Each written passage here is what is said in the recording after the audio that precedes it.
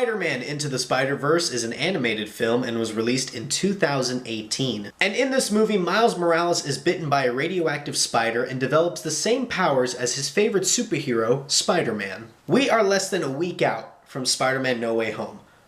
Ooh, it's starting to set in. It's starting to set in. I'm really excited. I can't believe we're finally getting that movie. And they also released the trailer for Into the Spider-Verse 2, Part 1. I know it's a little weird, but the trailer was awesome. So this is the final Spider-Man movie I need to talk about before No Way Home comes out. So let's just get right into it. Let's talk about Spider-Man Into the Spider-Verse. Let's start with the positives. The entire character of Miles Morales in this film is the biggest positive. So for those of you that don't know, obviously Miles debuted in the Ultimate Comics, and it was very controversial back then because Ultimate Spider-Man, at least the Peter Parker character, was one of the most beloved iterations of that character. I love the Ultimate Spider-Man comics with Peter Parker. Brian Michael Bendis wrote Peter Parker in such a different, yet it was similar, but also it had its own, modern, unique take on Spider-Man. I really love that series. Obviously, decades spoiler alert, but Peter Parker in that comic universe dies, and he still hasn't come back, so Miles Morales took over.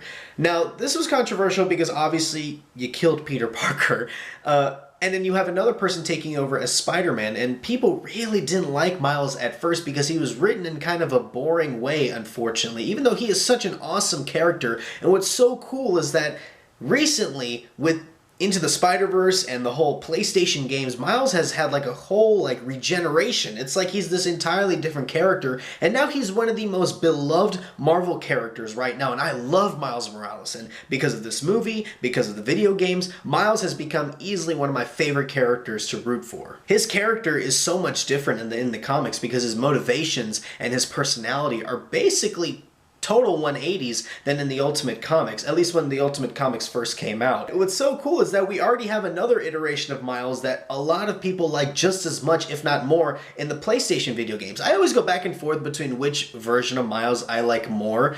I think currently I like the video game version of Miles just a little bit more, but again, when I rewatched Into the Spider-Verse, I fall in love with this iteration of Miles all over again. Plus, Into the Spider-Verse So Into the Spider-Verse 2 Part 1 is going to come out, and I'm pretty sure I'm going to like this Miles even more until the next PlayStation game comes out. So it's so cool that we have two different iterations of Miles, but they're both equally as likable, and that's the most important thing. And of course, we need to talk about the animation. This is by far the best animation I have ever seen for an animated movie. I'm just blown away that we are able to make a movie like this. It looks gorgeous, and it's perfect for a Spider-Man film. We have gotten so many different versions of web swinging and web crawling and all these Spider-Man action sequences, but this is such a refreshing take on it, and I love it so much because you're able to do things just like in the comics.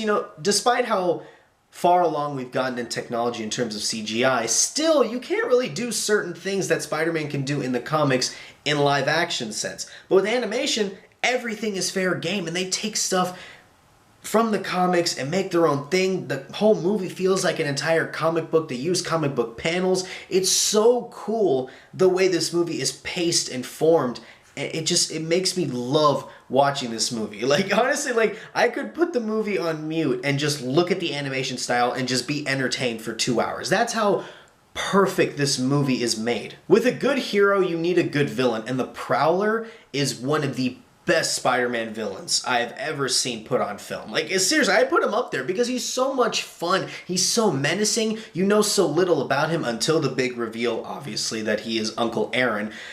And his score makes the Prowler even more terrifying. The whole, the whole elephant trumpets that you hear with the whole music, it's so tense. Listening to that score with headphones on it takes you on a whole nother journey into this character, and I loved it. And taking a villain that is obviously doing bad things, but for some reason you feel sympathetic towards him, it makes him such a more dynamic character, and that's what he is in this movie. And obviously, when he gets shot by Kingpin and dies, Miles has his Uncle Ben moment. And that's what's so good about Miles in this movie, is that this is basically a Miles Morales origin movie. It is. Even though you have so many different Spider-Men in this movie, different versions of Peter Parker, and different kinds of universes, all this stuff. This is still, at the end of the day, a Miles Morales origin movie. And this is his Uncle Ben moment. And this makes Miles an even better character and adds another layer to his story. And it makes you love Miles even more. And it makes you feel sympathetic towards Uncle Aaron. What sucks is that, unfortunately, he dies in this movie. So as of now, we're not going to see the Prowler in this animated universe anymore. But then again, they're exploring Spider-Verses nonstop. I wouldn't be surprised if they introduce another version of Uncle Aaron where he's also the Prowler, but maybe he's a superhero. I hope they do that because that would be really, really cool. I love the Prowler in this movie. Peter B. Parker is one of the most interesting heroes I've ever seen. I mean, this is the first time we've seen a broken Spider-Man. This is the first time we've seen an iteration of Spider-Man where he is just done. He's been Spider-Man way too long. What was it, 22 years he had been Spider-Man? So that takes a toll on somebody. It affected his marriage with Mary Jane. They got divorced. He obviously got really out of shape. He just wasn't himself anymore. And it added such a great dynamic with Miles because you see how he interacts with the first Peter Parker, Peter A. Parker, but that Spider-Man dies. And you get this new Peter Parker who's just so different. And even though Miles is trying to learn from him, as the movie goes on, Peter B. Parker starts to learn from Miles, and that's just such a great teaching moment and such a great friendship between these two. I can't wait to... Hopefully Peter B. Parker is in the next Into the Spider-Verse movie because I loved his character at the end, and hopefully he worked it out with Mary Jane because he deserves happiness. The other Spider-Men in this movie are just a blast. I'm gonna need a separate animation film of Spider-Man Noir with Nick Cage. I did not know I needed this in my life. Like, when I first watched this movie, I was like, oh my god, is that Nicolas Cage? And it is. I couldn't believe it. And he sounded so perfect for Spider-Man Noir. So please, can we have a TV show on Disney Plus? Something, please. TV show, movie. I want a Spider-Man Noir solo film. I need it now. Now, in terms of negatives, I don't really have anything big that, like, takes away from the movie watching experience. Like, oh, this part makes the movie worse. No. There's not really that kind of negative. It's just things for me that, like, I personally didn't like. It's just my opinion, you know. I wasn't the biggest fan of Spider-Ham. It's just not for me. Even though John Mulaney voiced him perfectly, it just wasn't for me. It just didn't work. I thought, even in an animated film like this, he just felt so out of place that, to me, it just didn't work. And another thing is a stylistic choice. I don't know why they made Kingpin the way he looks. I know they took inspiration from a Daredevil comic from the 80s. I forgot the name. The name escapes me, but he basically looked like that in the comic book, which is fine, but, like, I don't know. It just, every time I saw him in this movie, it just took me out because I just can't help but laugh at how gigantic they made him. Like, his shoulders are just, like, up here, and then somehow his head is, like, down here, and it just made no sense to me how, like, he is functioning as a human being in this universe. It personally wasn't for me. I mean, a lot of people like it, that's fine, but I just can't help but, like, have to comment on it every time he shows up on screen. And speaking of Kingpin, there's, like, this little plot that, like, bothered me just a tad.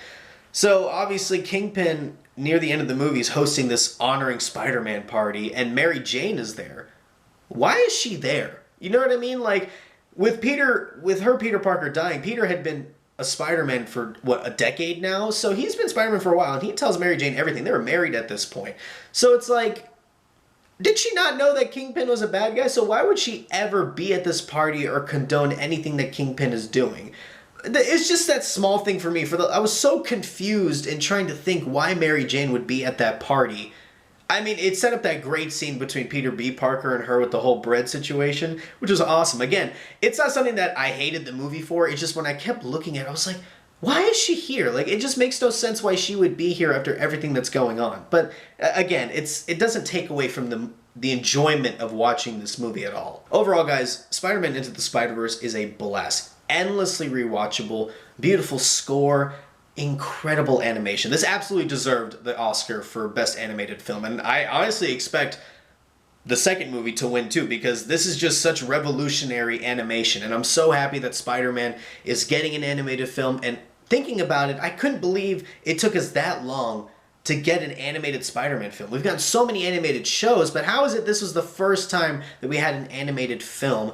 It finally happened, though, and it's going to start a whole new franchise because this is very much a beloved film of the entire franchise. A lot of people put this as their #1 Spider-Man movie, which I understand why, but This is just such a good film, and I love it. The different characters, the different dynamics, the different storytelling, it all meshes together so well, and it makes a good Miles Morales film and a great Spider-Man film. I'm going to give this movie an A. Endlessly rewatchable, like I just said. I'm probably going to rewatch it again right now because I do like it that much, and the music is awesome. Just, it's awesome. It's just a great movie. I love it. I love it. I love it. Guys, thank you so much for watching this video. If you like this video, please like, share, and subscribe. I'll see you next time.